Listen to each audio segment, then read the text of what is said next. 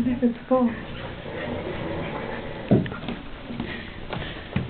my god. That is the most amazing thing I've ever seen in my life.